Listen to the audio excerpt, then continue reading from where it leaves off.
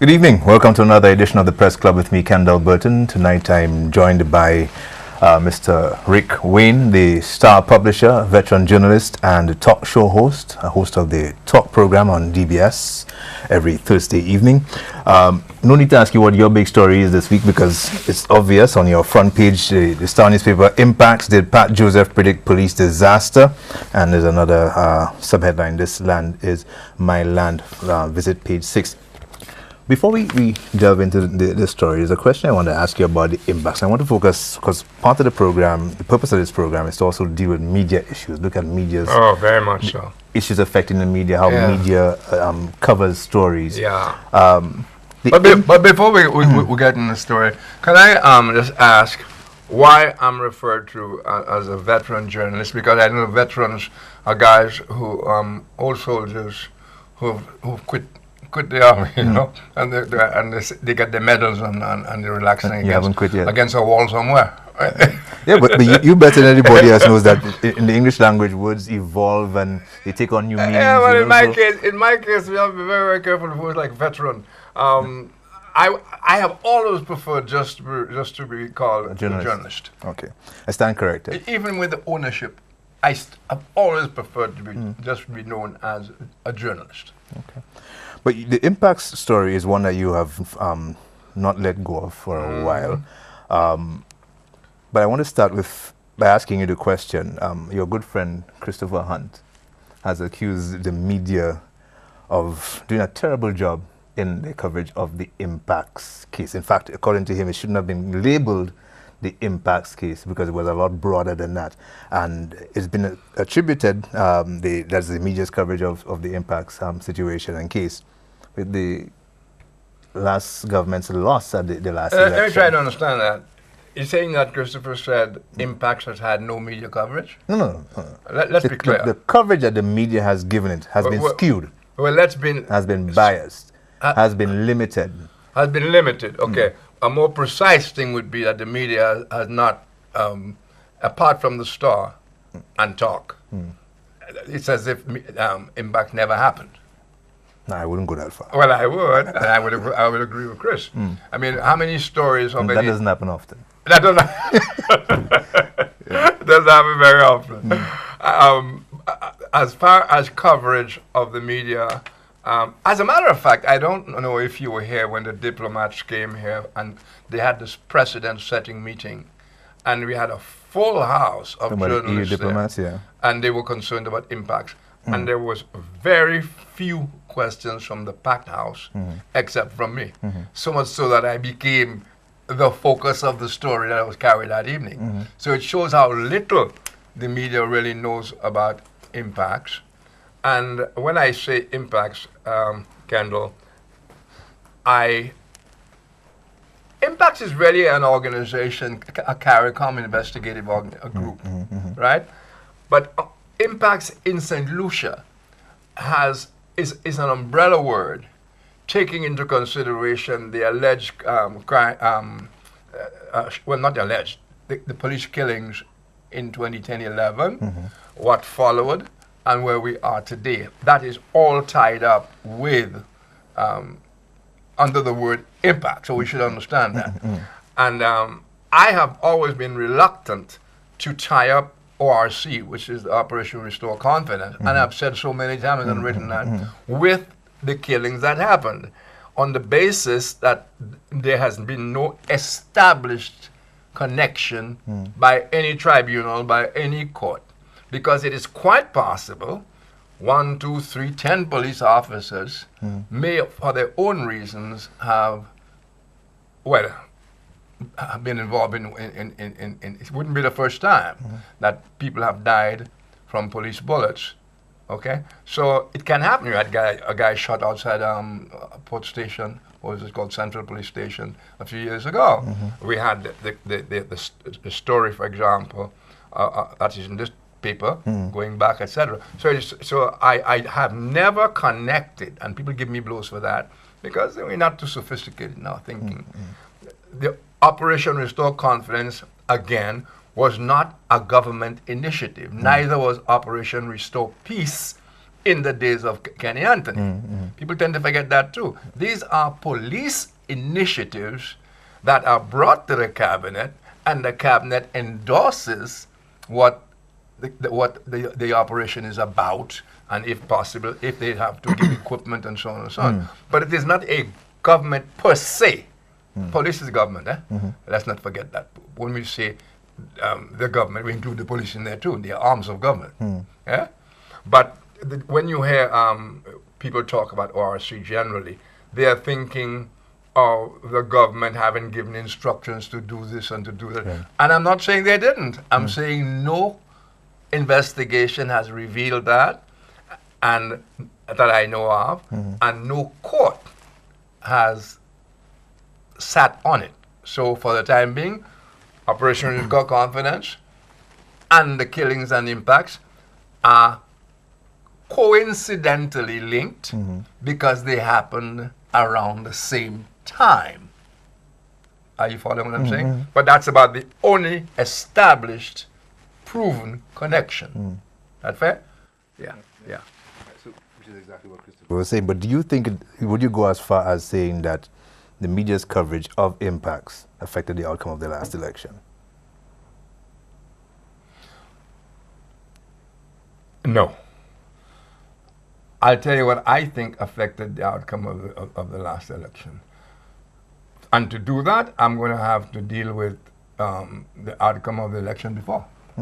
Because there was absolutely no reason King should have lost the government except by reason of complacency. I mean, there was so much on TV about those guys and they wouldn't even respond. I think they absolutely underestimated Emma Hippolyte and Alvina. And even there, I mean, one lost by 2 votes, another by 7. Come on.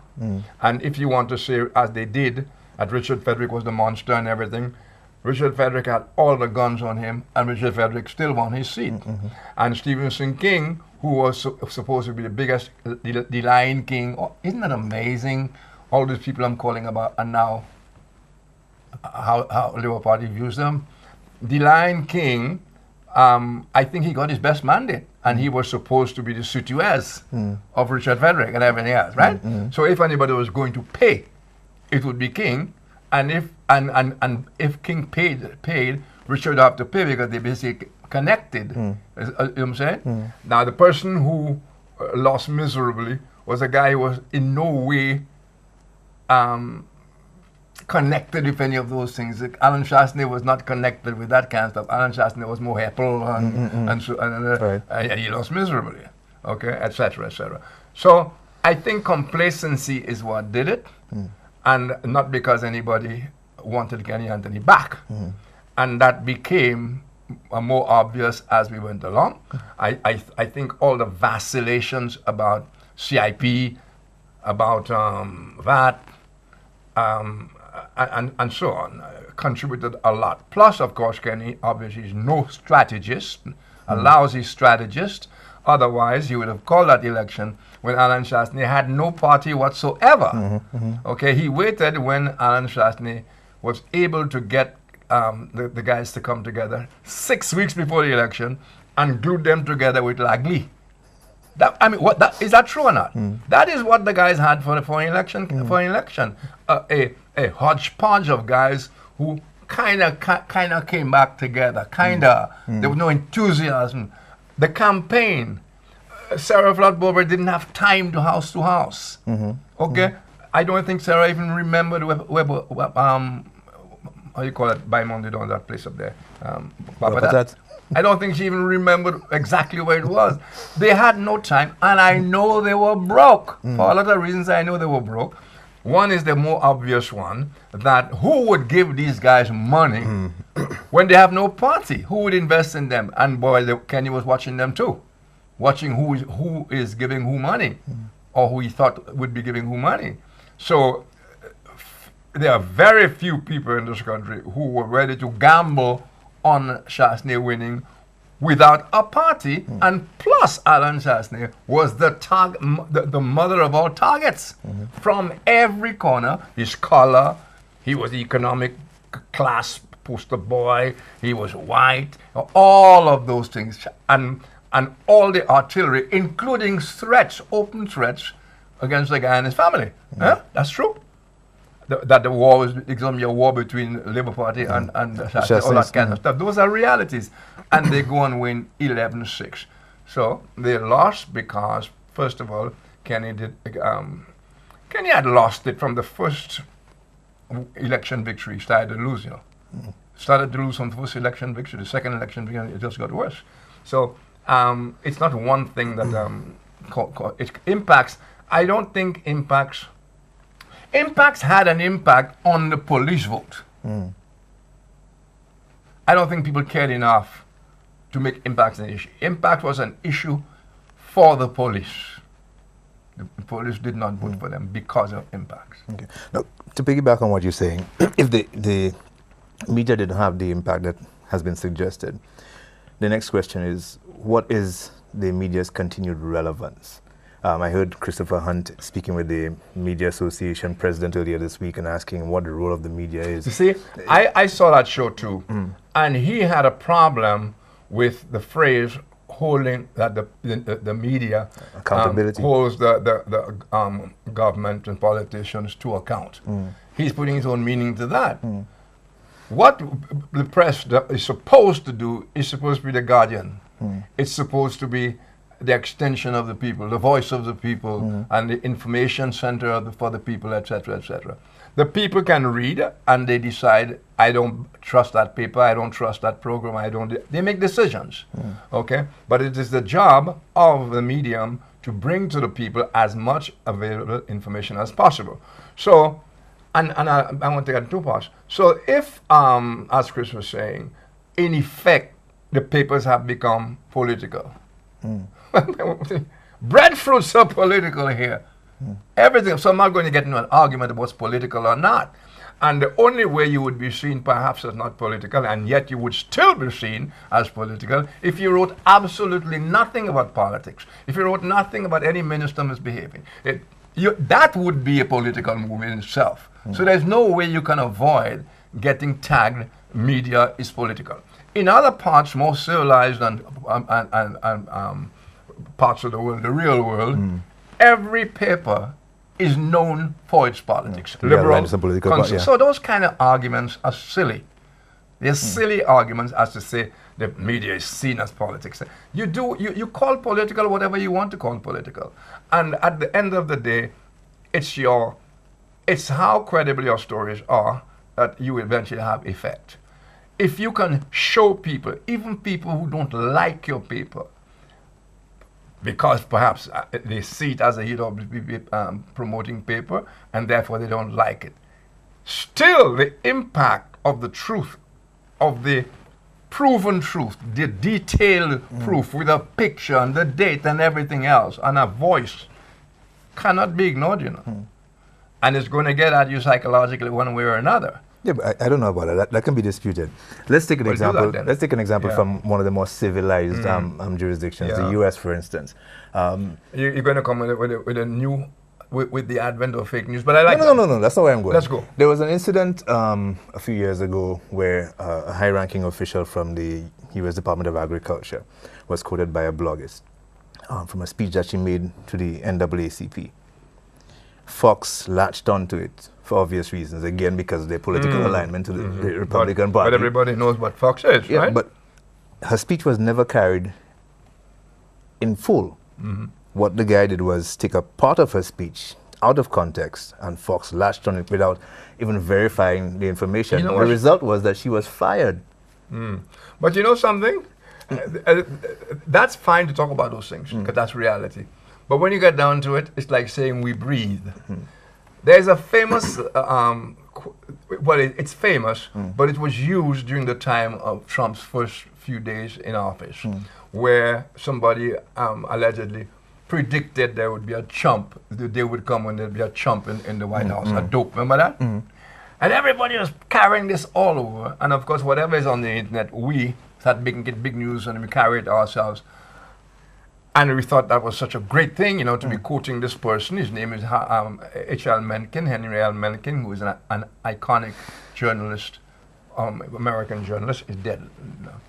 and he is the one who made who Coined the phrase. who they were quoting, and they were his name, but nobody bothered two things: to check out who was H.L. Mencken and the rest of that quote, because that rest of that quote was pissing on black people and calling them every name under the sun inferiority, and more than likely Mencken was referring to a day when a black guy would get in the White House as opposed to be a stupid white guy, you know. But what I thought particularly interesting is that while we were glorying and having fun allegedly at the expense of Trump with an old quote that seemed to put him down, laugh at him, ridicule him.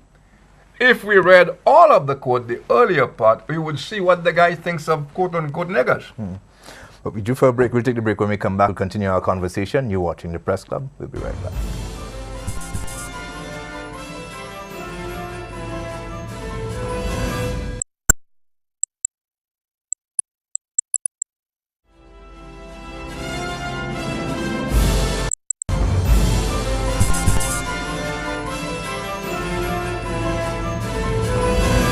Welcome back. Before the break, we were talking about the putting things in context. Yeah.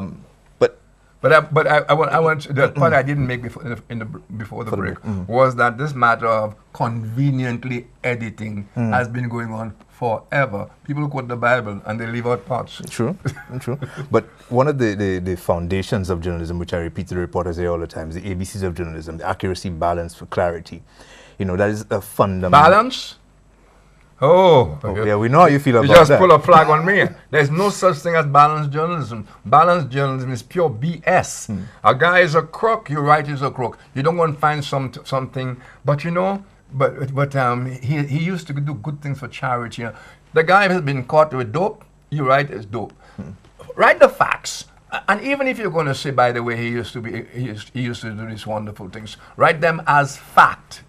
Complete fact, as opposed to seeking balance, because I have no idea what balanced journalism means. Yeah, but isn't that part of the issue that the general public, and we're not just talking about St. Lucia, it's a global issue now, that and the research is showing that people's confidence and trust in the media is at an all-time low for those very reasons, because they either politically aligned, they have their own agendas, they in the pockets of businesses or big business, you know, so they have their own agendas.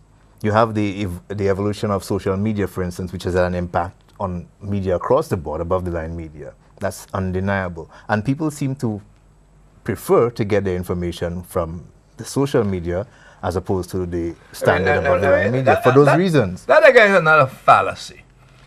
What's a fallacy? I'm coming. As far back as President Jefferson, it was Jefferson who said, if I had to choose between newspapers, the disappearance, doing without newspapers, or doing without politics. What is that?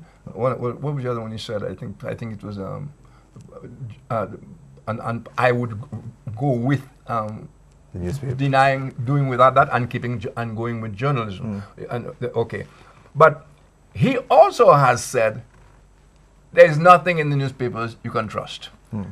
But that was on one occasion because he was under attack. But I'm trying to say to you that this business of, people don't trust the journal, and goes back before Jefferson, etc. That's not new. What you have now is the horrid thing about the fake news, where you have people hired in Mongolia and people had to create fake stories, and that has become a major problem. Okay, so a problem for all of us. Now, the matter of social media, well, that's another joke again, because we always had social BSing, okay? It's called gossip. It's called mépris, mal parler. We've had these things forever. But the technology has allowed it to... No. What we are doing now is just clapping onto phrases from the outer world, from the bigger world, and latching like fake news, and people don't trust the media and whatnot. Why should they trust the media anyway? The media puts things out, and it should be on the burden of the journalists, because I'm very funny about that word trust as well, on talk. Yeah, it says, don't trust me, make me prove what I'm saying right away. So, when we come to that story, a lot of those things that are happening here right now happened 30 years ago in this country. And that's what I'm now shoving in people's faces, rather than dealing with the story now, which is basically a child of the original of 30 years ago, which you ignored. Like when we had certain things, misconduct. See, I'm getting me a nice guy, huh? I'm not even using those words. The misconduct of certain ministers of government. 30 years ago. Priests were on the pulpit saying, why only now? And supporting it. Okay? Well, it's come back to haunt you. And now you want to know why a certain minister hasn't stepped down. Stepped down by what rule? By what law? Because you have a concept of good behavior and morality that's convenient. As I said before, why don't we, in fact, the laws we have supposedly encompass the morals of the society, its religious beliefs, and so on and so on. They take into consideration, when you're baking the cake called the law, all these flour, raisins, and everything go into it. So when you have a law, it ostensibly contains a large serving of good conduct, of biblical behavior, scriptural behavior, all that kind of stuff.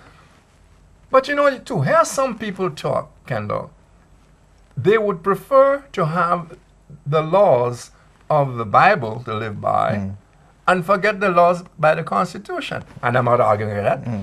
But if you want to have that, understand that the minute you put that in place, the Bible laws, 3/4 of St. Lucia will be stoned to death for fornication, for having sex outside of marriage, for producing children, for raping, for all those kind of things that you get away with because, you know, we can pull the constitutional laws, they ain't strong enough, or they're not implemented, etc. But if you were going by the laws of the Bible, especially Old Testament, let's get to it, you get stoned to death for fornication. You get stoned to death for looking at a woman the wrong way. So people don't know what they want, and I am old enough to have seen back then how things were ignored, how the problems were allowed to develop from little gnats into monsters and elephants in the room. We are representative of everything that's happening to us now. We caused it. And we have, you know, all this business about behavior of politicians. I dare say I'm the only one who was really written in depth, and they are there to be picked on. And media people were avoiding those stories. To this day, media people avoid carrying the stories in the Star because they're rocking too many boats. Look at this. This story we have here right now happened in 1993, moved on to 2001. I had absolutely forgotten that. Well, of course, I have not forgotten the killing of Julius and Randy, or the shooting of 60, wounding 60 people, or the details of police opening up on a crowd of unarmed people who, according to the police, had rocks. But from at that distance, but the police opened up on those people with automatic weapons. Pity that you probably don't have those tapes anymore. Your archives, they just won't have them.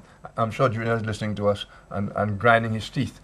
But it's a pity that history will not have those. But they're in the Star, word for word, and they were written as news items as they happened in the day, and nobody ever questioned them or disputed them. So today's reporters, when they're writing this and that, they have no choice, but they're not writing it anyway. They have no choice but to either ask their father or whatever, like Chris likes to do. My father said so. He doesn't tell you his father was integral part of all of that. But the Hunts are family to me. I'm not going to get into anything of that. But the media, even today, will not latch on to any serious stories. And there's good reason why. And I put it to you before, and I put it to you again. You are able to do it because, unlike a lot of the journalists, practicing journalists, you own your media house. Wrong.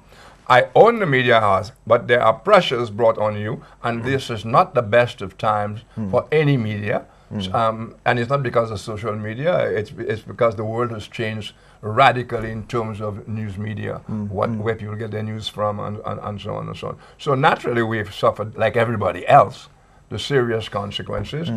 And in our case, we are even more vulnerable because the politicians can find, as you know, find ways and means to squeeze you. That you don't get ads, or they threaten people not to advertise in your paper, or else, because that goes on, you know. It applies across the board, regardless of the media, broadcast or print. Yeah, but those who don't, write the deep stories about the politicians and the shenanigans are likelier to get the smile. But how do you respond to the suggestion that you, since this new government has assumed office, haven't been writing the hard stories, haven't been writing the hard-hitting stories that you used to, that we got accustomed to when Kenny Anthony, for instance, was in power? That's a fair enough question. You know.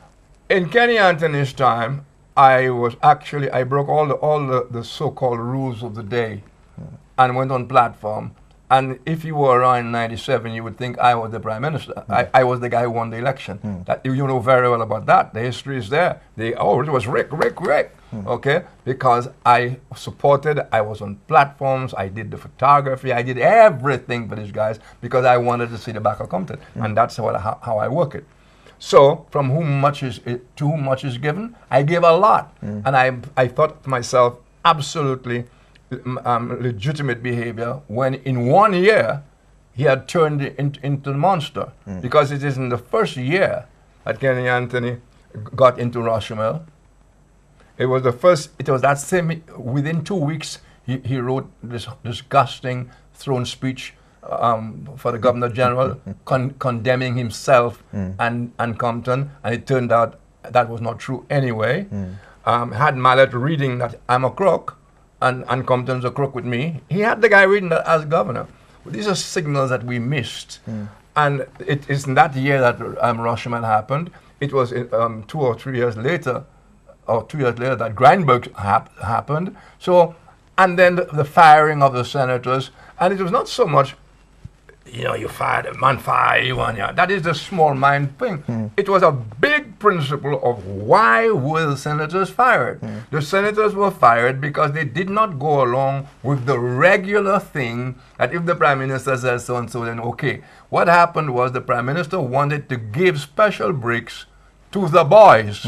A bankrupt airline company, and couldn't raise any loans, and he wanted the public, out of the public purse, to guarantee funds for that bankrupt company. As it turned out, even after he fired the senators, no bank would stand by the guys, and the collateral that supposedly they were offering turned out to be not true.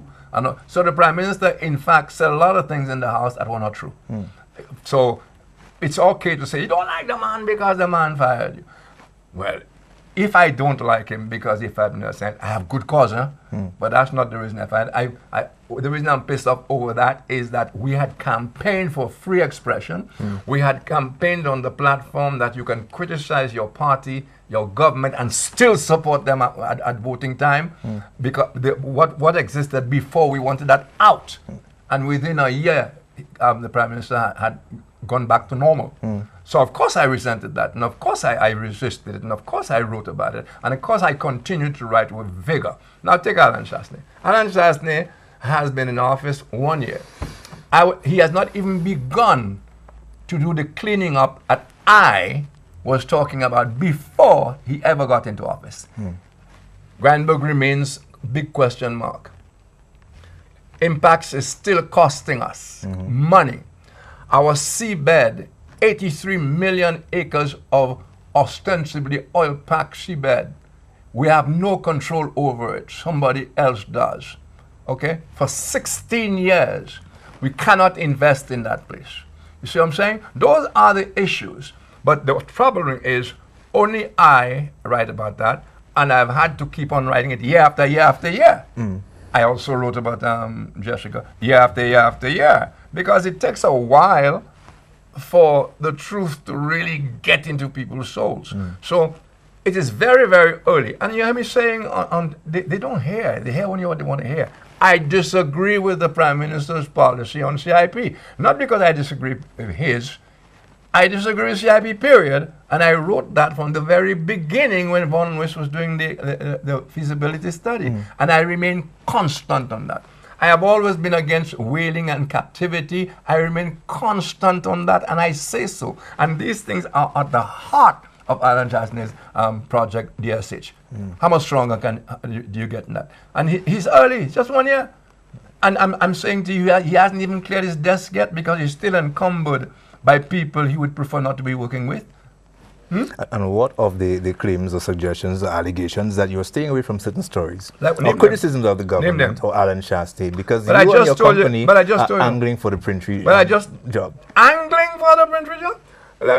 Well, here's another one. There are two people, three of us, who should be angling for the Printry job. And it's not the Printry, it's not simple as that.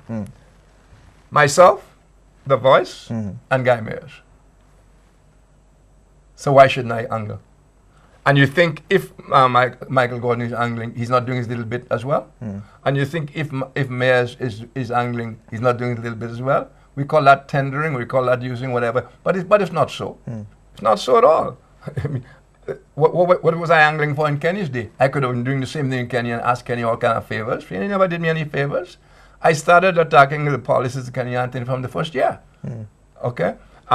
I still, if I want to really butter up Alan Chastain's, why don't I support DSH with all my heart and soul? Why don't I say dolphinariums are great things to have? Why don't I go along with it? The difference between Alan Chastain and those guys, you can criticize Alan Chastain and be reasonable with him. The others, that's the point. That's what we know, you see. And if you want something, you must kiss butt and say nothing. But obviously, I'm not kissing butt because I have said, and I've said to the opposition as well, if you really don't want to see DSH take off, why are you arguing or trying to hook in this and that?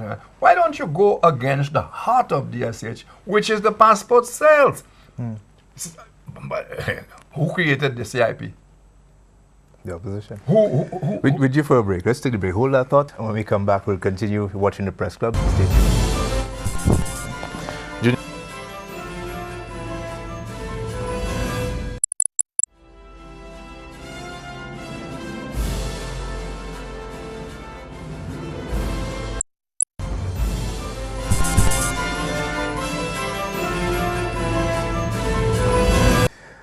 Welcome back to the Press Club. Before the break, we were talking about this Printry job and your ability to remain true to your journalistic ethics and principles. But to what degree can that be said about a lot of other journalists? I mean, it's been said, and we've been accused, especially at the last election, that there are journalists who have political affiliations, and after the election you could see who got what job where and who's on what board. But beyond that, there's the journalists issue. Journalists on boards? There's an issue of the quality of journalism, the quality of journalists. Yeah, but you were saying there were journalists who were obviously pro the government and they were hired by the government after elections. You were saying? That's what's been suggested, yeah. Who is that? I'm not going to name it. But Jason? Yeah. But for the same reason that we cannot get people beyond yourself and Urboski to come on this show, for instance. There's an issue of quality. Let me say something that sounds horrible. Let us say Christopher Hunt. He's articulate, he's an intelligent guy, but he has his politics. And that's where he would probably get his clashes with people. But Christopher Hunt will make a good guest on anybody's show if you have a good host asking him what you have to ask. Those who don't come, I think they masquerade under the mask of pressure from their owners, the media house owners, and so on. But you know the truth? I'm saying it. I'm throwing out a challenge. I would love to see media guys come on a Press Club, defend their stories, defend the media, or castigate aspects of it. I don't think they can. They don't have the ability. They don't read any more than the average guy. Look at the stories at most St. Lucia's journalists write. Look at them. I mean, I'm not saying that with any glee. In fact, what's his name? Miguel was basically saying that to Christopher, that you get people go to Nicole. Nicole does a great job briefing them in advance. Nicole is cooperative in getting them the guests they ask for. Miguel admitted all of that. And yet at question time, they basically they just repeat what the minister said in his opening remarks, or they wait outside to ambush him, 4 microphones in front of a minister to one question. And you would think that they would then go and write their own story, their own aspect, their own perspective of what the minister said. All the stations carry exactly the same thing. No comment. Yeah, but for exactly that same reason, you mentioned reading. How many of our journalists incompetence. read? So what and laziness. Let's not forget that. Laziness and incompetence. That is what it is. But and Christopher is right to a certain extent. But I think Christopher makes a mistake in not acknowledging that TV in St. Lucia cannot be like TV in Los Angeles or in New York. I mean, in New York, 4 or 5 people will be on one story, and you will have a producer for each story. All that. That costs a lot of money to do that, and nobody can do it here. You know, that can't be done. And you don't have time either to go out and follow stories for a week and come up with that. You don't have time for that. True. Because that's not how it operates over here. But I think he makes the mistake of the evening news on TV and, for example, the weekend papers. There is not one issue of the Star that does not have at least one strong story. I make sure of that. An expose or a blast on the past that is up to date today, things like Impacts, for example, Grindberg, which I never get off, and those kind of things. And they're always fresh takes. They're not. But as much as you're criticizing them, it also sounds like you're making excuses for them. No. In today's technological world, Mr. Wayne, I put it to you, there is no reason why we cannot or should not get more substantive stories from our journalists. But we admitted that they were incompetent, most of them. I mean, how does a guy get a job here as a journalist? I heard Chris saying that most journalists learn on the job. Now, to be quite truthful about that, you have to begin first of all with creativity, which you can't learn. You have to love the job. You must have a social conscience to want to even begin to be a journalist, because that's what's going to push you into going to cover stories. Okay, a lot of the guys can't put a sentence together. It's like the photographers. A lot of photographers take any old picture and hope that Photoshop will transform it. These things are just dreams. That's not true. So there are some good guys here, but they kind of tend to be on the older side now and retiring. Like me, I will never retire. I am as excited about journalism today as I was when I first came here. And I think that is what's lacking, the passion. That's right. I'm passionate about what I do. What is it Mark Twain said? The man who can read and doesn't read is as bad as the man who cannot. Exactly. And how many of our journalists read? How many of them can read? Yeah, no. Because there is reading and there's reading. Our schools don't even prepare you for that, because something that's sadly lacking in our schools is to get students to write about what they have read. Like in overseas, a guy he would read a book, and is required within 3 days to give us a synopsis of what the book is all about, his view of it, and why, and everything else. That doesn't happen here. So guys just, childish stories, or they are stories from press releases. I have a thing about press releases. If you're going to write a press release, if you're going to use a press release, use it as something to go and find a real story. Don't trust government press releases, whoever is in office. Go and find out what's behind that. Like there's a story going on right now, and everybody's kind of whispering about it, and it has its ironies and whatever. I'm not going to touch that yet. They're not going to write yet. And they'll probably say, let's see what Rick writes about that. Or what did Rick write about Eubalus? I've gotten to the stage now where I have the barrel full of dog crap that I've been writing from 30 years, and all I'm doing right now is saying, smell it. You put that there. Smell it. I'm more interested now in telling people to smell the dirt you put there than writing about the new dirt. Before we run out of time, there's something I wanted to ask you for a while now. Do you see yourself, or are you concerned about your continued relevance? we started off by you opposing or taking issue with me calling you a veteran. You don't think that's a suitable title to be attached to yourself. I get the feeling that a lot of our young reporters, I use the word reporters rather than journalists, I think a lot of what we have is stenographers to come back and say he said, she said, no analysis, no background, no context. That they don't see your relevance. They don't see the wealth of knowledge and experience that you have that you can impart or share because with they're them. dumb and it shows. That's why they go to press conference and they bore the MPs to death. In fairness to Kenny Anthony didn't just run away from press conferences because I put pressure on him. In fact, he stopped the press conferences after I had stopped going to press conferences. Kenny Anthony got bored with the stupid questions. The MPs right now are bored with the stupid questions because the questions have not been researched.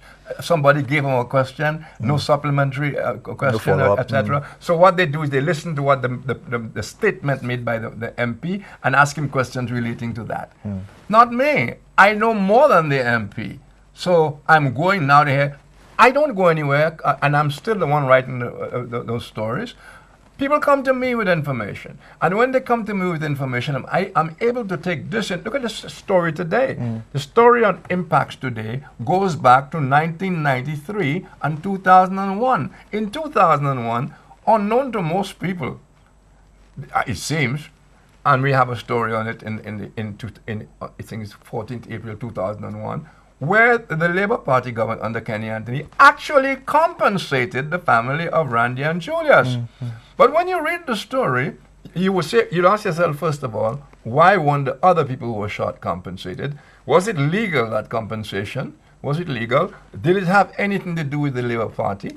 Because Labour Party, the SLB, the Salvation Committee was more or less seen as a militant arm of the Labour Party.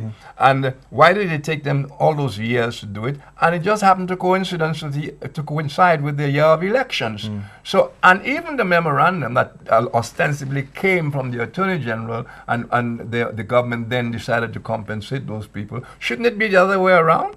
That the government decides to compensate people and gets the view of the Attorney General on it. But more than that, the memorandum states that the money compensation fund would be for people who got hurt while expressing their freedom of expression and association and so on, but would not apply to people who were involved in criminal activity. Well, there was an inquest after the banana shooting, and the inquest said that those guys were involved in criminal activity, stoning the police, and the police defended themselves. So on every score, there's room for discussion of that. Now, you would think the media would pick on something like that and discuss that. Was that illegal? And did that set the standard for impacts and everything else? Pat Joseph made a short speech. I don't want to keep too long. Made a short speech in receiving the check with the guys. And Pat Joseph said there, in effect, that no amount of money is going to make up for the deaths of these two guys. But the killers, the people who killed them, the killers who killed them, are still there. That's 2001. And they will kill again. What a prophetic statement. But you will not catch the media even knowing about that, let alone to make that a discussion or ask Rick Wayne, what the hell are you talking about? We're out of time. Mr. Rick Wayne, thank you very much for being here. So short. Pleasure. I'm hoping you will agree to join us again. Oh, I'll be happy to join you guys. I'm still hoping that when Earl gets back, maybe we can get the two of you together. Yeah. I'm on the show, but again, I appreciate you taking time out on your busy schedule to be with us. I look forward to having you again. Always open to that. Thanks a lot. And of course, thanks for viewing. Hopefully, you'll join us next time we are here. Until then, have yourselves a safe and enjoyable weekend.